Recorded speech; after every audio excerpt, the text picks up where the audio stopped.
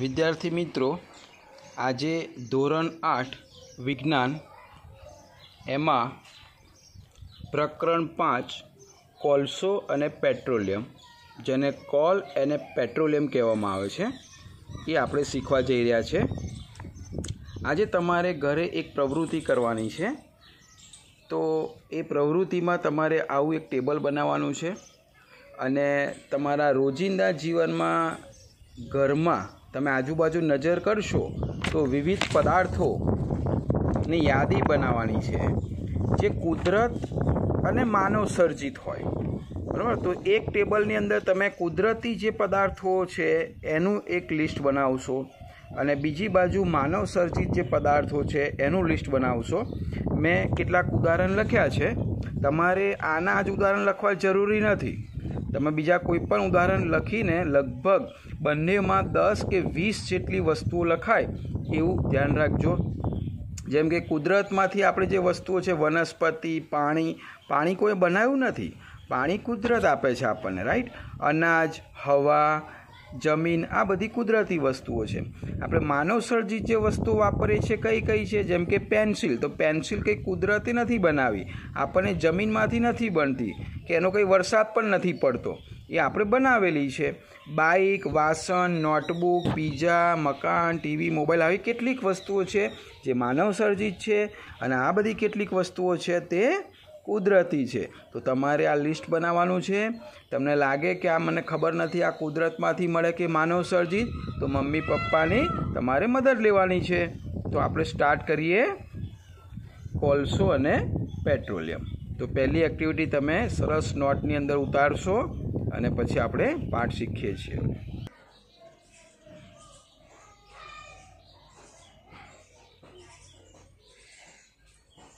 તમે મિત્રો જ્યારે નોટમાં મેં તમને જણાવ્યું એ પ્રમાણે જ્યારે લિસ્ટ બનાવશો કુદરતી પદાર્થો અને માનવ સર્જિત પદાર્થો, તો એમાં જે કુદરતી પદાર્થો આપેલા છે એમાંથી તમે જ્યારે ઓબ્ઝર્વ કરશો તો કેટલાક પદાર્થો એવા હશે જેનો ઉપયોગ વારંવાર મનુષ્ય કરશે.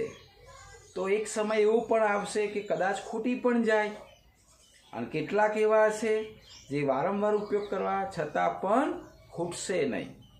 આપણે એના ઉદાહરણ સાથે સમજીએ કે કુદરતી જે પદાર્થો છે, બરાબર, કે જેનો ઉપયોગ આપણે બધા મનુષ્ય, પ્રાણી, પક્ષી બધા કરી રહ્યા છે, તો જે કુદરતી રીતે જે મળે છે આપણને, એ પદાર્થોને કહેવાય છે કુદરતી સંસાધનો. ઇંગ્લિશમાં એને કહેવાય છે નેચરલ રિસોર્સિસ. મિત્રો, આપણે જે પાઠ છે એમાં વિજ્ઞાનમાં જ્યારે પણ શીખીશું ત્યારે કેટલાક શબ્દોનું ઇંગ્લિશમાં, કૌંસમાં એ લોકોએ ઇંગ્લિશમાં નામ આપેલા છે, બરાબર? તો એને પણ તમે યાદ રાખવા પ્રયત્ન કરજો. કારણ એવું છે, તમે એમાંથી જેટલા સાયન્સ લેશો, જ્યારે 11-12 સાયન્સ ભણીને આગળ ડૉક્ટરી કે એન્જિનિયરિંગ લાઇનમાં જશો ત્યારે ત્યાં ઇંગ્લિશમાં તમારે ભણવાનું આવશે. તો તે વખતે તમે એનું ઇંગ્લિશ જો ખબર હશે, અત્યારથી તૈયાર કરેલું હશે, તો તે વખતે તમને શરૂઆતના જે સમય છે એમાં ટફ નહીં પડે. તો આપણે ગુજરાતીની જોડે ઇંગ્લિશના જે વર્ડ્સ છે, બરાબર, એને પણ આપણે સમજીશું અને એને પણ યાદ રાખવા પ્રયત્ન કરીશું. તો નેચરલ રિસોર્સિસ એનો મતલબ થાય છે કુદરતી સંસાધનો. તો તમે જે લિસ્ટ બનાવવામાં કેટલાક કુદરતી સંસાધનો હશે, તો આ કુદરતી સંસાધનોને 2 ભાગમાં વર્ગીકૃત કરવામાં આવે છે. કયા 2 ભાગમાં? તો એક જે ભાગ છે એને કહેવાય છે પુનઃપ્રાપ્ય કુદરતી સંસાધનો. મેં અહીંયા શોર્ટમાં લખ્યું છે, આખું શબ્દ છે પુનઃપ્રાપ્ય કુદરતી સંસાધનો, જેને ઇંગ્લિશમાં કહેવામાં આવે છે ઇનએક્ઝોસ્ટિબલ નેચરલ રિસોર્સિસ. અને બીજું છે પુનઃ અપ્રાપ્ય કુદરતી સંસાધનો, જેને કહેવાય એક્ઝોસ્ટિબલ નેચરલ રિસોર્સિસ. તો કુદરતી સંસાધનો એટલે કે જે આપણને કુદરતમાંથી મળે છે, એ માનવ ઉત્પન્ન કરી શકતો નથી. તો એને 2 ભાગમાં વર્ગીકૃત કર્યા, પુનઃપ્રાપ્ય અને પુનઃ અપ્રાપ્ય. આમાં જેનો ભાવાર્થ છે પુનઃ એટલે ફરીથી, પ્રાપ્ય એટલે મળતું જ રહે. અહીંયા પુનઃ એટલે ફરીથી, અપ્રાપ્ય એટલે ફરી મળે નહીં. તો એને 2 ભાગમાં વર્ગીકૃત કરેલું છે. તો પુનઃ પ્રાપ્ય માટે તમારે 3 મુદ્દા યાદ રાખવાના છે. આ 3 યાદ રાખશો એટલે બિલકુલ એનાથી વિરુદ્ધ આ 3 મુદ્દા હશે. તો પહેલો ભાગ છે પુનઃ પ્રાપ્ય કુદરતી સંસાધનો. તો કેવા હોય? તો કે છે કુદરતમાં આ બંને મળશે તો કુદરતમાંથી જ, કારણ કે આપણે કુદરતની વાત કરીએ છીએ. તો કુદરતમાં અમર્યાદિત જથ્થામાં હોય છે. એટલે કુદરતમાંથી આપણને મળે છે ખરા, પણ અમર્યાદિત જથ્થો. તમે ગમે તેટલું એને વાપરો. મનુષ્યની પેઢીઓની વાપર કરે વર્ષોથી. જેમ કે સૂર્યપ્રકાશની વાત કરીએ, એ આપણું કુદરતી સંસાધન છે, બરોબર. પૃથ્વી પર જીવનનું અસ્તિત્વ જ કોના કારણે છે? તો કે સૂર્ય ના હોય તો કોઈ જીવ જીવી ના શકે, બરોબર. ઘણું બધું આપણને આપે છે. એટલે તો હિન્દુ શાસ્ત્રમાં એને દેવતાનું સ્વરૂપ આપેલું છે કે સૂર્ય દેવતા છે.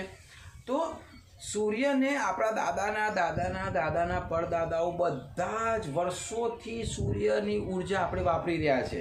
આટલી બધી વનસ્પતિ એને વાપરી રહ્યા છે, છતાંય સૂર્ય ડીમ થતો નથી, સૂર્યનું લાઇટ ઓછું થતું નથી, બરાબર. તો એક ઉદાહરણ છે કે ભાઈ સૂર્ય જે છે એ કેવો છે?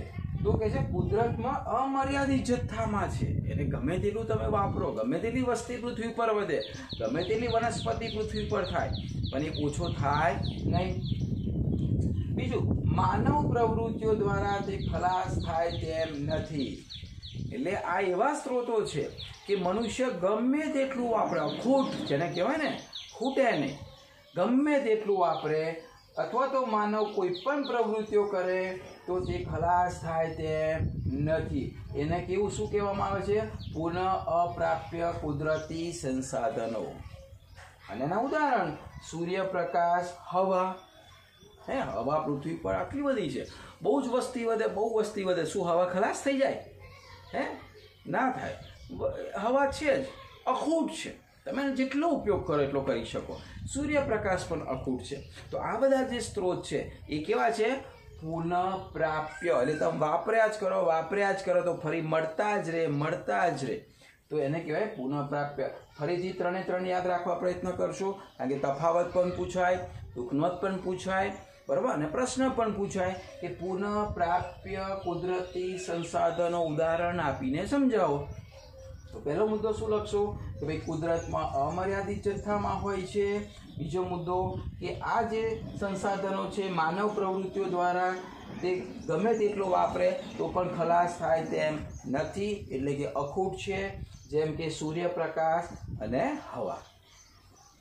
એનાથી બિલકુલ વિરુદ્ધ પુનઃ અપ્રાપ્ય, એટલે કે એક્ઝોસ્ટિબલ નેચરલ રિસોર્સિસ. કુદરતમાં આ અમર્યાદિત જથ્થામાં હતા, તો આ એનું પ્રમાણ, એટલે કે આ કુદરતી સંસાધનનું પ્રમાણ કેવું છે? મર્યાદિત છે, બરાબર. મર્યાદિત છે એનો મતલબ એવો થાય કે માનવ પ્રવૃત્તિઓ દ્વારા અહીંયા ખલાસ થાય તેમ નહોતું, પણ અહીંયા માનવ પ્રવૃત્તિઓ દ્વારા આ કુદરતી સંસાધન ખલાસ થઈ શકે તેમ છે. બે કમ્પ્લીટ યાદ રહે. પહેલા તો મર્યાદિત જથ્થામાં છે, એનું પ્રમાણ મર્યાદિત છે, અને બીજું માનવ પ્રવૃત્તિઓ વધારેનો ઉપયોગ કરે તો શું થઈ જાય? ભવિષ્યમાં ખલાસ થઈ શકે તેમ છે. એક ઉદાહરણ આપું એમાં કે ભાઈ જંગલ અત્યારે છે, બરોબર, પવન આવે છે, વરસાદ પડે છે જંગલના લીધે. તો મિત્રો તમને કદાચ ખબર હોય તો તમે જો મેગેઝિન, ન્યૂઝપેપર વાંચતા હોય તો ધીમે ધીમે જંગલોનો નાશ થઈ રહ્યો છે. હવે માનવ પ્રવૃત્તિ એવી વધી ગઈ છે કે જંગલોને કાપીને ત્યાં ઇન્ડસ્ટ્રી, પછી મોટી બિલ્ડિંગો, ફાર્મ હાઉસ ના બધું બનાવી રહ્યા છે, રિસોર્ટ બનાવી રહ્યા છે જંગલોમાં. તો જંગલ ધીમે ધીમે શું થઈ ગયા છે? કપાઈ રહ્યા છે. તો કદાચ ભવિષ્યમાં વર્ષો પછી એવું બને કે જંગલો બહુ જ ઓછા થઈ જાય, તો એ ફરી પ્રાપ્ત થતા નથી, એટલે અપ્રાપ્ય છે.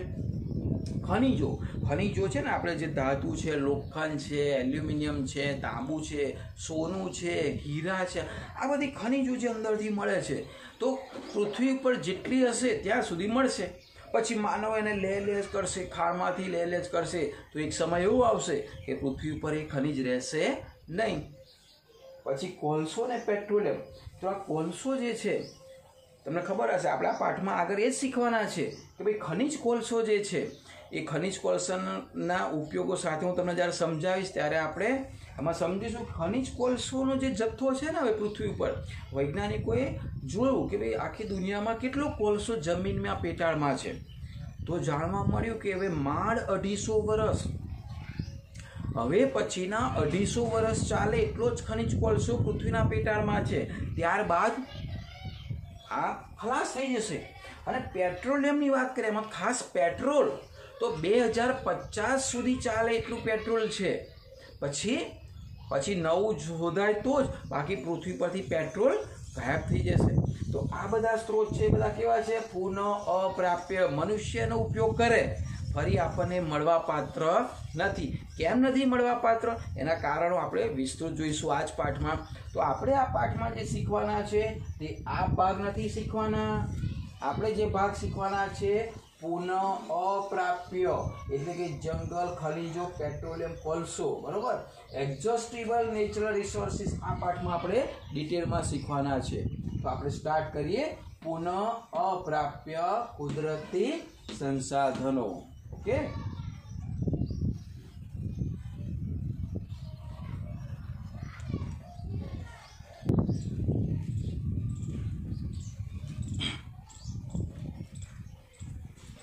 હવે વિદ્યાર્થી મિત્રો આપણે આગળનો ટોપિક છે પુનઃ અપ્રાપ્ય કુદરતી સંસાધનો, એક્ઝોસ્ટેબલ નેચરલ રિસોર્સિસ.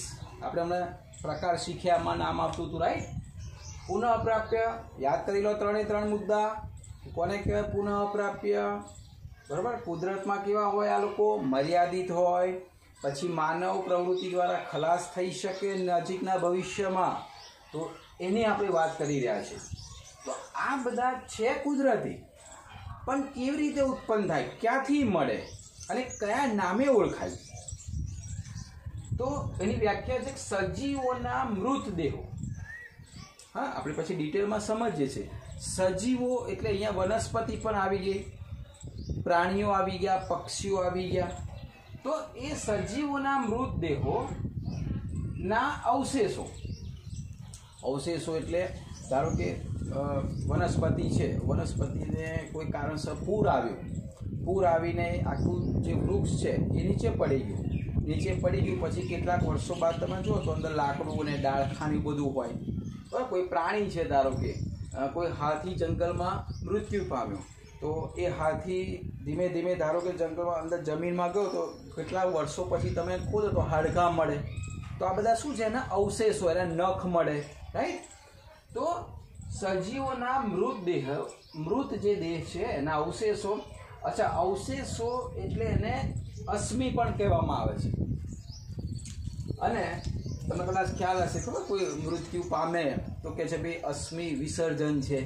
એ નદીમાં, ગંગા નદીમાં કે સિદ્ધપુરમાં જે અશ્મિ હોય, બા દાદા મૃત્યુ પામ્યા હોય તો એ કળશની અંદર એના અશ્મિ લઈ જાય અને અશ્મિને શું કરે છે?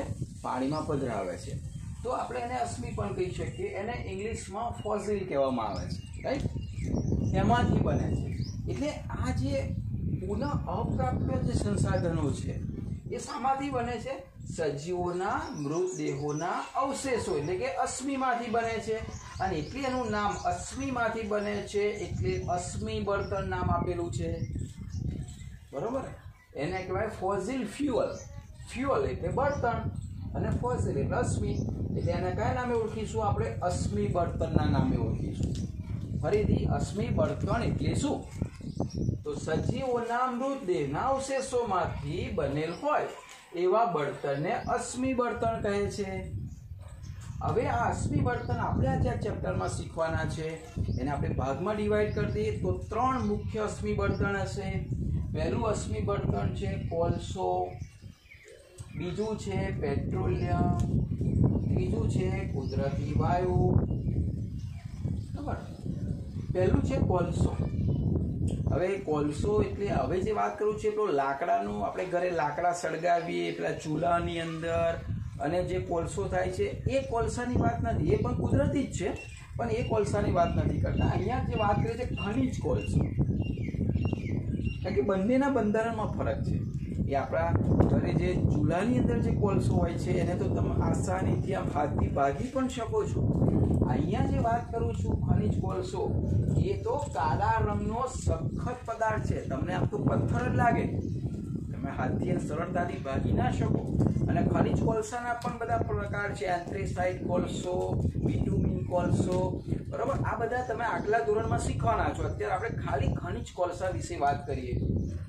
તો વારાફરતી લે તો પહેલો કોલસો એ બને કેવી રીતે, એની હું એક નાની સ્ટોરી જેવું છે કે ભાઈ બહુ વર્ષો પહેલાં પૃથ્વી ઉપર જ્યારે આમ એવું કહેવાય કે ભાઈ ડાયનોસોરનું રાજ હતું અને બહુ મોટા મોટા કદાવર પ્રાણીઓ રહેતા હતા.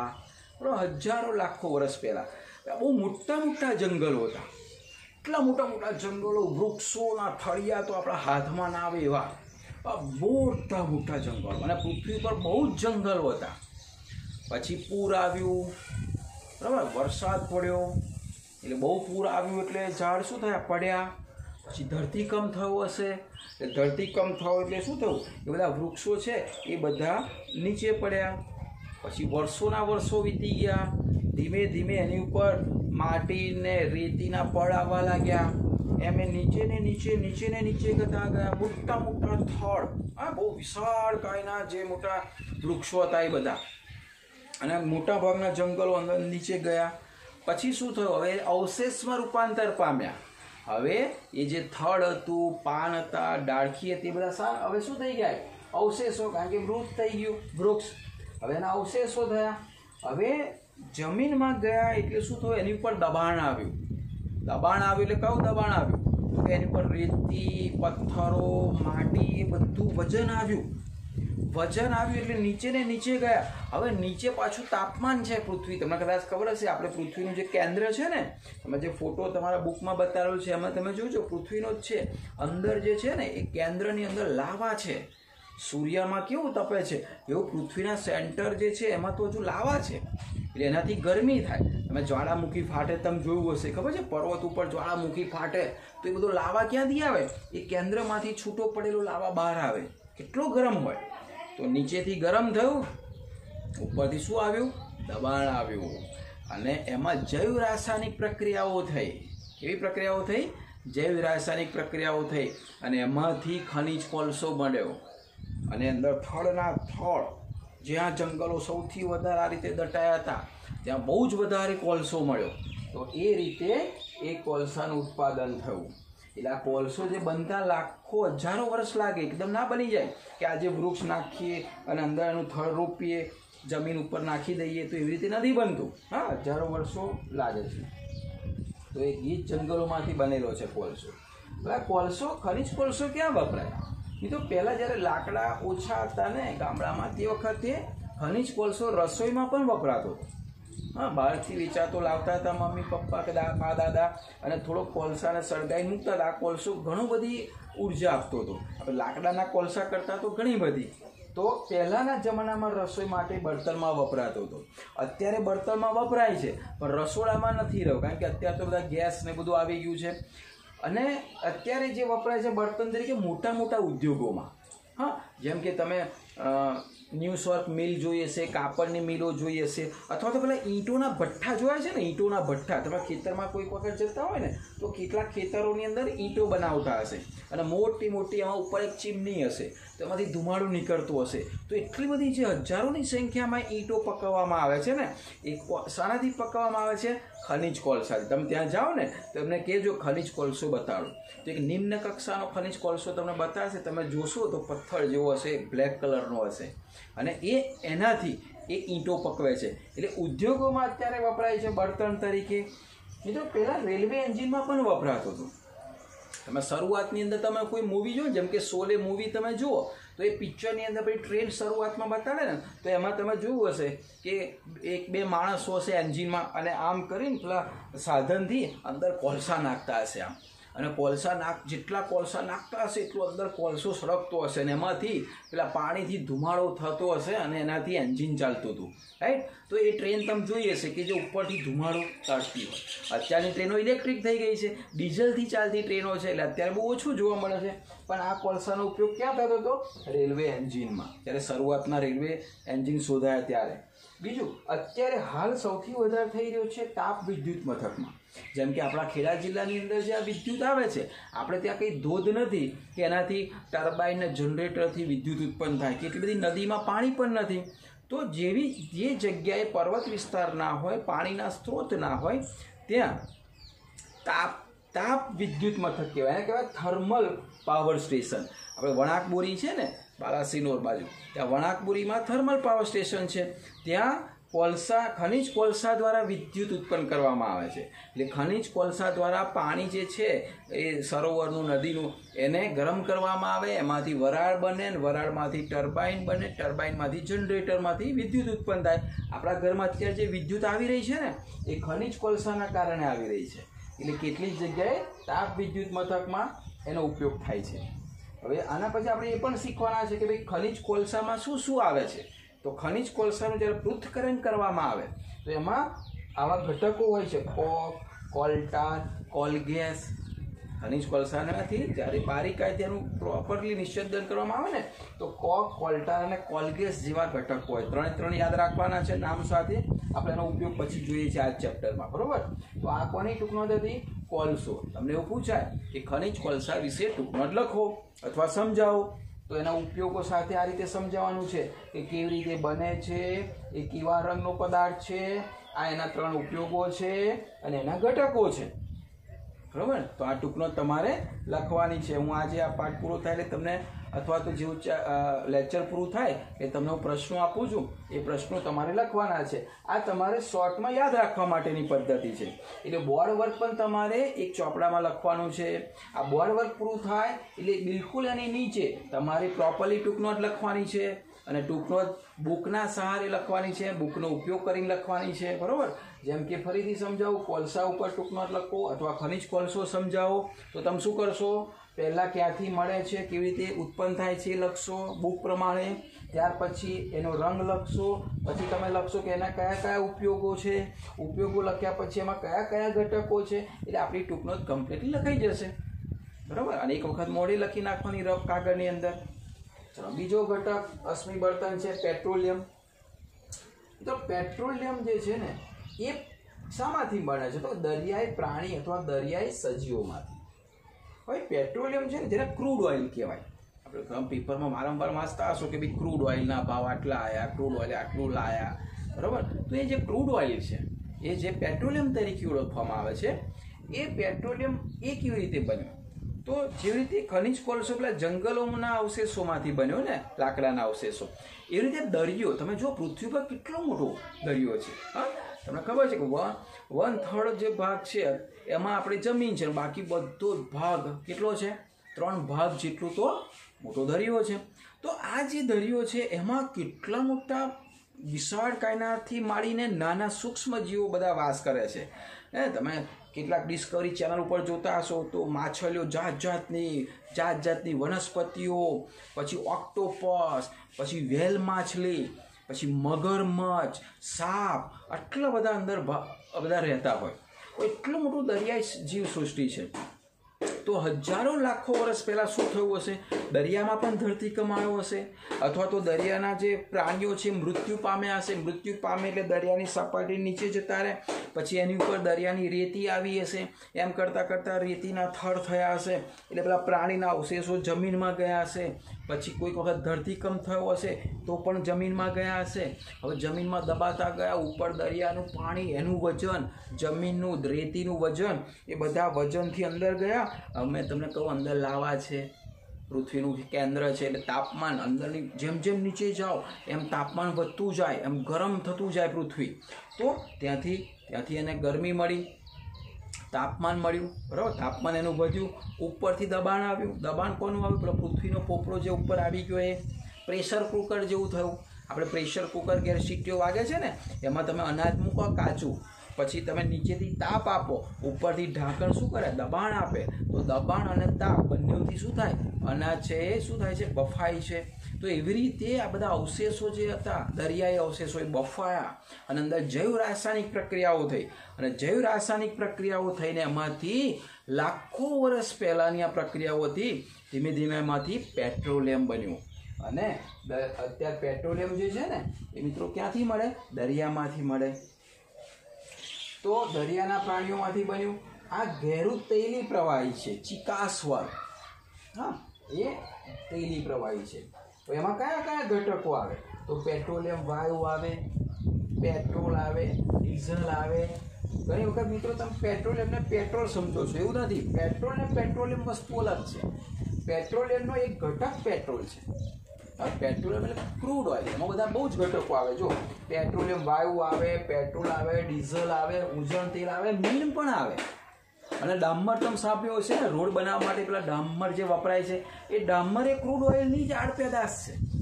જ્યારે વિભાગીય નિશ્ચંદન કરવામાં આવે ને ત્યારે આ બધા ઘટકો છૂટા પડે. ડીઝલમાં છૂટું પડે, પેટ્રોલના વિભાગમાં છૂટું પડે, ઉજણ તેલમાં છૂટું પડે. આપણે ઓઇલ કહીએ છીએ ને, ઓઇલ ઉજણ નાખવા માટે તેલ, તો એ બધું શામાંથી મળે? પેટ્રોલિયમમાંથી મળે.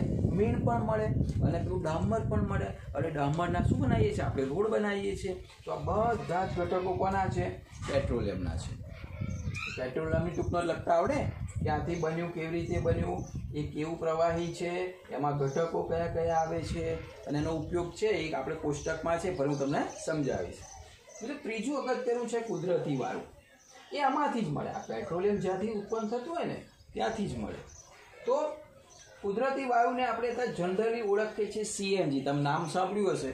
કદાચ મમ્મી પપ્પાની પાસે કાર હોય તો સીએનજી કારનું અત્યારે ચલણ વધારે છે. તમે અહીં દબાણ આગળ, પછી ઋષિ પેટ્રોલ પંપ, પછી આગળ પિંપલક આગળ તમે બધા જોયા હોય ને તો ત્યાં લખ્યું છે સીએનજી પેટ્રોલ પંપ. તો સીએનજી જે પંપ છે એ શું છે? તો ત્યાં કુદરતી વાયુ ભરવામાં આવે છે. તમે ગાડીમાં તમે જોયું છે ગેસ, તો બટન દબાવે એટલે અવાજ આવતો હશે. અવાજથી ગાડીની ટાંકીમાં સીએનજી ગેસ ભરાતો હશે. બીજો તમે ગેસ જોયો છે આપણા ઘરે પેલો લાલ એલપીજી. એલપીજીનો તમે જોયો સિલિન્ડર જેને કહેવામાં આવે છે, જેનાથી આપણે મમ્મી રસોઈ બનાવે છે. તો અંદર તમે એ જે ગેસ છે એ ગેસ પણ એલપીજી છે. એટલે એકચ્યુઅલી એ આપણું અશ્મિ બળતણ જ છે. તો સીએનજી છે એ કુદરતી ગેસ છે. હવે સીએનજી છે મિત્રો પાઇપલાઇન વડે એક જગ્યાએથી બીજી જગ્યાએ આસાનીથી લઈ શકાય છે. અત્યારે તો આપણા ઘરે સીએનજી ગેસ લાઈન આવી ગઈ છે. કેટલાના ઘરે એલપીજી નહીં હોય, પીળા કલરની પાઇપો હશે અને રસોઈની અંદર જે ગેસ હશે ને સ્ટવમાં જોઈન્ટ કરેલી હશે ને આગળ મીટર હશે.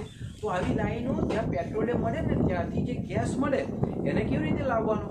તો એને પાઇપલાઇન દ્વારા એક જગ્યાએથી બીજી જગ્યાએ આસાનીથી લઈ શકાય છે. અને ઉદ્યોગોમાં પણ વપરાય છે અને ઘરઘસમાં વપરાય. પાઇપલાઇન વડે એને સરળતાથી સીએનજી લઈ શકાય. હવે સીએનજી નામ કેમનું પડ્યું? તો એનું નામ છે કોમ્પ્રેસ નેચરલ ગેસ. નેચરલ એટલે કુદરતી, ગેસ એટલે વાયુ. કોમ્પ્રેસ એટલે દબાણ કરીને એ ગેસનો સંગ્રહ કરવામાં આવે છે. એનું નામ પડ્યું કોમ્પ્રેસ નેચરલ ગેસ, જેને કહેવાય સીએનજી, શોર્ટ નામ છે. એવી રીતે એલપીજી લિક્વિફાઈડ નેચરલ ગેસ અથવા તો પેટ્રોલિયમ ગેસ. એટલે આ નેચરલ ગેસ છે ને એ એલએનજી પણ હોય છે મિત્રો, એવું એલપીજી હોય છે. પી એટલે પેટ્રોલિયમ ગેસ. પેટ્રોલિયમમાંથી જે બ્યુટેન છે એ તમે આગલા ધોરણમાં શીખશો, બરાબર. લગભગ બ્યુટેન વાયુ વધારે હોય છે. તો લિક્વિફાઈડ એટલે એને એટલું બધું દબાણ આપીને એને પ્રવાહીમાં રૂપાંતર કરેલું છે આપણા ઘરે, એટલે લઈ જવામાં સરળતા રહે. તો લિક્વિફાઈડ પેટ્રોલિયમ ગેસ એટલે એલપીજી અને લિક્વિફાઈડ નેચરલ ગેસ, બરાબર, એટલે એલએનજી. એટલે આવા બધા ગેસ વપરાય છે. એમાં ખાસ સૌથી વધારે વપરાતા ગેસ છે એ પણ આપણે જોઈએ છીએ. તો મેઇન અશ્મિ બળતણ 3 પ્રકારના શીખ્યા: કોલસો, પેટ્રોલિયમ અને કુદરતી વાયુ, જે આપણે વાપરીએ છીએ. પરંતુ આ બધા કેવા છે? પુનઃ અપ્રાપ્ય કુદરતી સંસાધનો, એટલે ભવિષ્યમાં ખલાસ થઈ શકે એવા છે. એટલે એને બહુ સાવચેતીપૂર્વક જરૂરી હોય એ રીતે એને વાપરવાના છે. તો નવી જે પેઢીઓ આવે એના માટે રહે, કારણ કે આ ઝડપથી બનતા નથી. હવે આ બનતા લાખો કરોડો વર્ષ લાગે, બરાબર. એટલા માટે અલગ અલગ આ 3 તમારે ટૂંકનોટ તૈયાર કરવાની છે. સરસ. કોલસાની ટૂંકનોટ, પેટ્રોલિયમની અને કુદરતી વાયુની. એ 3 ટૂંકનોટ તમારે પહેલાં તો આ બોર્ડ વર્ક લખવાનું છે. અને નીચે વારાફરતી કોલસાની ટૂંકનોટ, પેટ્રોલિયમની ટૂંકનોટ અને કુદરતી જાતે બનાવવાની છે. કોઈ મેગેઝિન અપેક્ષિત ગાઈડમાંથી નથી લખવાની, બુકમાંથી. મેં તમને જે મુદ્દા સમજાવ્યા છે, ના ખ્યાલ આવે 2 વખત વિડીયો જુઓ, 3 વખત વિડીયો જુઓ. અને આ મુદ્દા છે એને તમારે મુદ્દા વાઇઝ પોઈન્ટ લખવાના. આપણી ટૂંકનોટ તૈયાર થઈ જશે. ઓકે.